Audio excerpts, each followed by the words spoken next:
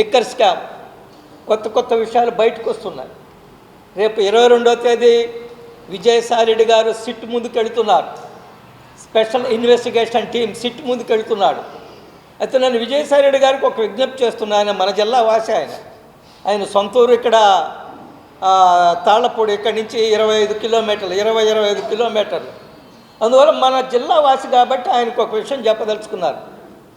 విజయసాయిరెడ్డి గారు, మీరు చిత్తశుద్ధితోటి ఆత్మ ప్రబోధం, మీ ఆత్మ ఏం చెప్తుంది, లిక్కర్ స్కామ్ విషయంలో ఏం జరిగిందనేది మీ ఆత్మకి తెలుసు. మీరు ప్రముఖ పాత్ర వహించారు. మీరు తప్పించుకోవడానికి ప్రయత్నం చేయొద్దు. లిక్కర్ స్కామ్ ఏం జరిగింది, ఎవరెవరు ఉన్నారు, అందులో మీ పాత్ర ఏమిటో కూడా సిట్ ముందు చెప్పాలని విజయసాయిరెడ్డి గారిని కోరుకుంటున్నాను నేను. ఎందువలంటే ఆయన మన జిల్లా వాసి కాబట్టి. ఈ జిల్లాకి చెడ్డ పేరు తేవద్దు, ఈ జిల్లాను అవమానించొద్దు. ఈ జిల్లా వాసిగా మీరు చేసిన తప్పులు ఏదైతే ఉందో రేపు సిట్ ముందు వెళ్ళి మీ ఆత్మ ప్రబోధం ప్రకారము సిట్ ముందు సాక్ష్యం చెప్పని నేను కోరుకుంటున్నాను. మీరు అదే జరిగితే మీరు ఈ రాష్ట్రానికి, విలువల రాజకీయాలకి మీరు ఎంతో సేవ చేసిన వాళ్ళు అవుతారు. మీ నెల్లూరు జిల్లా ప్రజానీకం గర్వంగా భావిస్తుంది మా విజయసాయిరెడ్డి గారు నిజాలు చెప్పారని. మీరు అదే చిత్తశుద్ధితో పనిచేస్తే నేను అదే చెప్పినట్టుగా ఈ రాష్ట్రానికి ఎంతో మేలు జరుగుతుంది.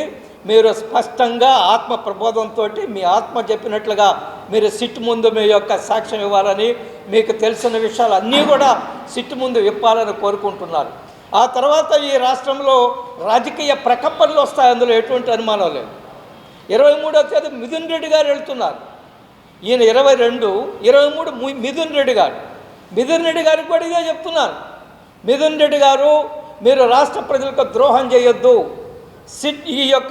మీ యొక్క ప్రభుత్వ హయాంలో ఏ విధమైన కుంభకోణం జరిగిందో లిక్కర్ విషయంలో మీరు సిట్ ముందు పూసగుచ్చినట్టుగా చెప్పాలి. మీరు 3వసారి లోక్సభ సభ్యులు అయ్యారు, మీ మీద చాలా బాధ్యత ఉంది, రాజకీయ విలువలు పాటించమని వారిని కోరుకుంటున్నాం. ఈరోజు మనం చూసాం, పిల్లి సుభాష్ చంద్రబోస్ ఆ పార్టీ ఎంపీ, రాజ్యసభ సభ్యుడు, ఆయన చాలా స్పష్టంగా కూడా ప్రభుత్వంలో జరిగిన 2.5 కోట్ల మోసాన్ని బయటకు తీశాడు. ఆయన స్వయంగా వైసీపీ ఆఫీసులో కూర్చొని వైసీపీ ఎంపీ వాళ్ళ హయాంలో, వాళ్ళ ప్రభుత్వ హయాంలో ఇళ్ల నిర్మాణంలో ఏ విధంగా కోట్ల రూపాయలు నొక్కేశారు అనే విషయం చాలా స్పష్టంగా చెప్పాడు. ఆయన నేను అభినందిస్తున్నాను. ఆయన చిత్తశుద్ధికి, నీతికి, నిజాయితీగా ఆయన జగన్మోహన్ రెడ్డి గారికి చాలా దగ్గర. అంతకుముందు జగన్మోహన్ రెడ్డి గారి తండ్రి వైఎస్ రాజశేఖర రెడ్డి గారికి చాలా దగ్గర పిల్లి సుభాష్ చంద్రబోస్. ఆయన వైసీపీ కార్యాలయం నుంచి మాట్లాడుతూ పత్రికా విలేకరుల సమావేశం పెట్టి గత వైసీపీ ప్రభుత్వంలో ఎన్ని కోట్లు కుంభకోణం జరిగింది, ఎవరు బొక్కేశారు అనేది చాలా స్పష్టంగా చెప్పారు. కాబట్టి ఆయన్ని ఆదర్శంగా తీసుకొని విజయసాయిరెడ్డి గారు కానివ్వండి, లేదా మిథున్ రెడ్డి గారు కానివ్వండి చెప్పవలసిన అవసరం ఉంది. రాష్ట్రాల ప్రజలకు మేలు జరగవలసిన అవసరం ఉందని ఈ సందర్భంగా నేను వారికి విజ్ఞప్తి చేస్తున్నాను. రేపు బడ్జెట్ సమావేశాలు ప్రారంభం కాబోతున్నాయి. బడ్జెట్ అనేది ఒక రాష్ట్రం యొక్క ఆర్థిక భవిష్యత్తుకు సంబంధించిన సమావేశాలు.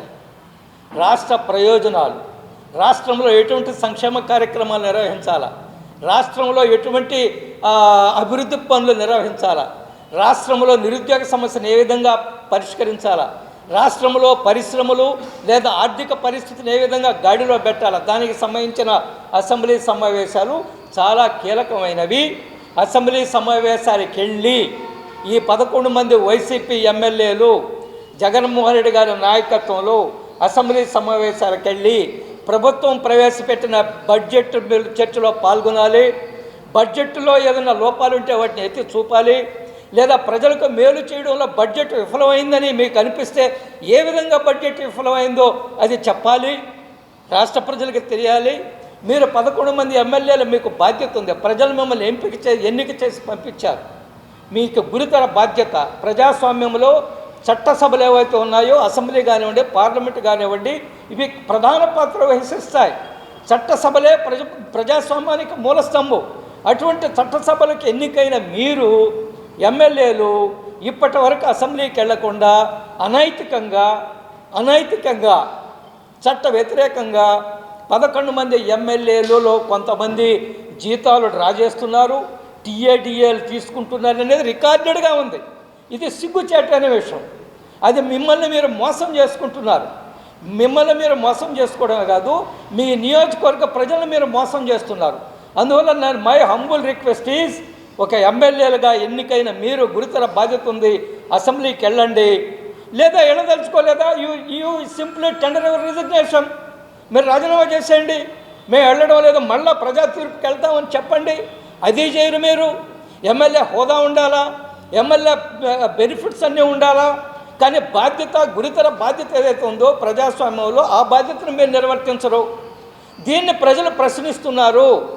ఇప్పటికైనా తెలివి తెలుసుకుని జగన్మోహన్ రెడ్డి గారు, మీ నాయకత్వంలో మీరు అసెంబ్లీకి వెళ్ళండి. మీకు ప్రతిపక్ష హోదా లేకపోవచ్చు, కానీ మీరు you're the principal opposition party, ప్రధానమైన ప్రతిపక్ష పార్టీ మీరే, ఇంకెవరు లేరు కదా. సంఖ్య 11 కావచ్చు. ఒకప్పుడే ఇద్దరే లోక్సభలో బీజేపీకి ఉన్నారు, ఇద్దరే గెలిచారు. అందులో ఒకటి మన రాష్ట్రం హనుమకొండ నుంచి, ఉమ్మడి రాష్ట్రం హనుమకొండ నుంచి, ఒకటి గుజరాత్ నుంచి. కానీ ఇద్దరు ఏ రోజు మమ్మల్ని మేము లోక్సభకు పోమని చెప్పలేదు. లోక్సభలో నిలబడ్డారు. జంగారెడ్డి అని ఆయన, డాక్టర్ ఏకే పటేల్ అని ఆయన, ఇద్దరు కూడా ప్రభుత్వాన్ని నిలదీశారు. శ్రీమతి ఇందిరాగాంధీ చనిపోయిన తర్వాత జరిగిన ఎన్నికల్లో లోక్సభకి ఇద్దరే గెలిచారు బీజేపీకి. కానీ ఈరోజు మీరు 11 మంది ఎమ్మెల్యేలు ఉండి మీరు అసెంబ్లీకి పాము రాము. చాలా ఆశ్చర్యం ఏంటంటే జగన్మోహన్ రెడ్డి గారి యొక్క వైఖరి నాకైతే అర్థం కావడం లేదు. ఆయన గంటల తరబడి ఆయన ఉండవలలో కూర్చొని ప్రెస్ కాన్ఫరెన్స్లు మాట్లాడతాడు. ప్రెస్ కాన్ఫరెన్స్ కూడా సెలెక్టివ్గా ఆయనకి ఇష్టం వచ్చిన వాళ్ళే పిలుచుకొని వాళ్ళతోటే మాట్లాడతారు. అర్థం పర్థం లేకుండా 2 గంటలు మాట్లాడతాడు. అందరూ ఏం మాట్లాడుతున్నాడో ఆయనకు అర్థం కాదు, ప్రజలకు అర్థం కాదు. అందులో ఎటువంటి సమాచారం ఉండదు. అవసరం వస్తే తప్పుడు ఆరోపణ చేస్తారు. రాజధాని రివర్ బెడ్ మీద ఉందని అంటాడు ఆయన. అయ్యా, అసలు రాష్ట్ర ప్రజలైతే ఈయన ముఖ్యమంత్రిగా ఎట్ట చేశాడు 5 సంవత్సరాలు చాలా ఆశ్చర్యపోతున్నారు. వీటిని మీరు దీన్ని రూపుమాపాలంటే మీరు అసెంబ్లీకి వెళ్ళాలా, అసెంబ్లీలో ప్రజల తరఫున మాట్లాడాలని నేను మన జగన్మోహన్ రెడ్డి గారికి విజ్ఞప్తి చేస్తున్నాను. ఈరోజు మా రాష్ట్ర అధ్యక్షుడు ఢిల్లీ నుంచి మాట్లాడుతూ చెప్పారు, ఇప్పటి వరకు వచ్చిన కుంభకోణాలే కాదు, ఇంకా భయంకరమైన కుంభకోణాలు గత 5 సంవత్సరాలు 2019 నుంచి 24 వరకు జరిగిన భయంకరమైన ఇంకా కుంభకోణాలు కూడా బయటకు వస్తాయని చెప్పారు. ఖచ్చితంగా వస్తాయి. మనం వేచి చూద్దాం. రోజుకొక కుంభకోణం. ఉదాహరణగా తిరుమల తిరుపతి దేవస్థానం కుంభకోణాలు చూసాము, కల్తీ నెయ్యి కుంభకోణం చూసాము, శాలువాలు కుంభకోణం కూడా చూసాం కదా మనం. శాలువాలు అక్కడ ఉండే విఐపీస్కి క్వాలిటీతో కూడుకున్న శాలువాలు వేయవలసింది, దానికి ఏదో కొన్ని నిబంధనలు ఉన్నాయి. ఆ శాలువాలు ఉంటే వాటిల్లో కూడా నాసిరకం శాలువాలు తయారు చేసి తెచ్చింది ఉంది. ఇంకా అనేక కుంభకోణాలు కూడా బయటకు వస్తాయి. అందువల్ల గత 5 సంవత్సరాల్లో 19 నుంచి 24 వరకు జరిగిన ఈ కుంభకోణాలు ఏవైతే ఉన్నాయో కొత్త కొత్త కుంభకోణాలు వస్తాయి. ప్రజలు ఆశ్చర్యపడే విధంగా అసలు ఇటువంటి ప్రభుత్వాలు కూడా ఉంటాయా, ఇంత అవినీతి కూడా జరుగుతుంది, అన్ని విషయాలను కూడా ప్రజలు ఆశ్చర్యపోయే విధంగా జరగబోతున్నాయి. అందువల్ల అందరూ కూడా నేనేమంటున్నా అంటే ఈరోజు కూటమి ప్రభుత్వము చిత్తశుద్ధితో ఈరోజు ముఖ్యమంత్రి గారు డావోస్లో ఉన్నారు. డావోస్లో పెట్టుబడుల కోసం వెళ్ళున్నారు. వివిధ రకాల ఎన్ఆర్ఐలతో మాట్లాడుతున్నారు. మన యొక్క ఆంధ్రప్రదేశ్ వాళ్ళు పెట్టుబడి పారిశ్రామికవేత్తలు విదేశాల్లో ఉండే వాళ్ళందరూ కూడా ఆయన కలుస్తున్నారు. ఇది నాయకుడి లక్షణము, ఇది ఒక ప్రభుత్వ లక్షణము. కాబట్టి ఈ సందర్భంలో ప్రభుత్వంతో సహకరించమని నేను వైసీపీ నాయకులకు అందరికి కూడా నేను ఎమ్మెల్యేలకు కూడా విజ్ఞప్తి చేస్తున్నాను. ఆ విధంగా నేను అందుకనే చెప్తుంటాను, జగన్మోహన్ రెడ్డి గారు మారు మనసు పొందాలి. ఆయన ఉండే ఆయన ఉండే ఆలోచన నుంచి బయటకు వచ్చి ప్రజల కోసం ఆలోచించాలా. ఆయన మాట్లాడే వాటిల్లో అర్థం ఉండాలని నేను కోరుకుంటున్నాను. ప్రతిపక్ష నాయకుడి గురుతర బాధ్యత ఉంది. లెటస్ సీ జగన్మోహన్ రెడ్డి గారు మారుతారేమో మనం చూద్దాం.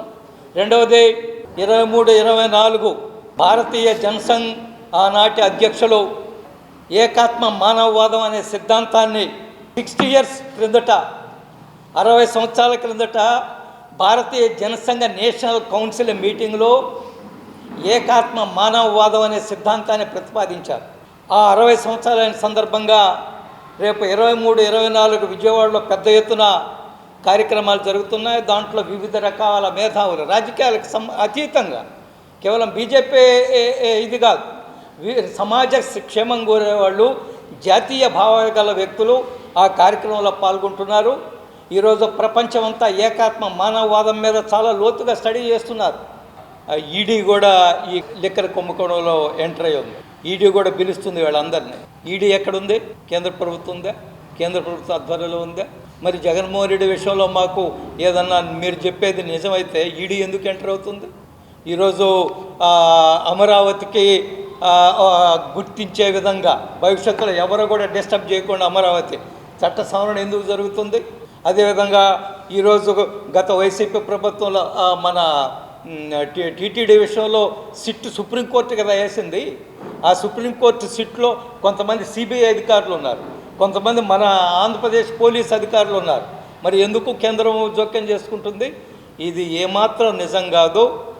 ప్రతిదీ నరేంద్ర మోడీ గారు బయటకు వచ్చేసి జగన్మోహన్ రెడ్డితో సగా అందరినీ జుట్టు పట్టుకొని ఇట్లా లోపలేసే సిస్టమ్ ఉండదు కదా. ప్రజాస్వామ్యం, దర్యాప్తు జరుగుతుంది, దర్యాప్తు సంస్థలు ఉన్నాయి, నిష్పక్షపాతంగా జరుగుతుంది. అందువల్ల ఈ భ్రమ వైసీపీ వాళ్ళే ప్రచారం చేస్తారు. వైసీపీ నాయకత్వమే మీరు చెప్పే ఆరోపణలు, మాకు అక్కడ ఉంది అండ ఉంది, ఇక్కడ అండ ఉంది, అక్కడ కొండ ఉంది, ఇక్కడ మేము గుడ్డు పెడతాము, ఇది వైసీపీ వాళ్ళే చేస్తుంటారు. ఇందులో ఏమాత్రం నిజం లేదు. కేంద్ర ప్రభుత్వం ఎప్పటికప్పుడు ఆంధ్రప్రదేశ్లో ఏమేం జరుగుతుంది, గత 5 సంవత్సరాల్లో ఏం జరిగింది, ఇప్పుడు ఏం జరుగుతుంది, అభివృద్ధి కార్యక్రమాలు ఏమిటి, ఏ విధంగా రాష్ట్రాన్ని ఆదుకోవాలా నిరంతరం కేంద్ర ప్రభుత్వం ఆలోచిస్తుంది. అందువల్ల మీరు చేసే ఆరోపణ ఏమాత్రం నిజం లేదు. ఆకృతి విల్లాస్ వెంకటగిరి ప్రజలకు గొప్ప శుభవార్త. మన వెంకటగిరి పట్టణంలో మొట్టమొదటిసారిగా ధన్యభూమి డెవలపర్స్ వారిచే సహజ సిద్ధమైన ప్రకృతి ఒడిలో 5.5 ఎకరాల విస్తీర్ణంలో అన్ని ఆధునిక వసతులతో మీకు నచ్చిన విధంగా పూర్తి వాస్తుతో విశాలమైన గదులతో 87 లగ్జరీ డూప్లెక్స్ 3 బెడ్రూమ్స్ విల్లాస్ నిర్మించబడుచున్నాయి. మా ప్రత్యేకతలు విశాలమైన బ్లాక్ టాప్ రోడ్లు, చుట్టూ సోలార్ ఫెన్సింగ్ తో కూడిన కాంపౌండ్ వాల్, కట్టుదిట్టమైన భద్రతా వ్యవస్థ, children's play area, swimming pool, badminton court, basketball court, cricket net practice, విశాలమైన పార్కులు, ఫౌంటైన్లు, వినాయక టెంపుల్ మరియు multipurpose function hall, gym, indoor games కలిగిన క్లబ్ హౌస్. సంప్రదించండి. మా address Akruti Vilas, opposite to Nagaravanam park, Bharat petrol bunk ప్రక్కన, వెంకటగిరి తిరుపతి హైవే రోడ్.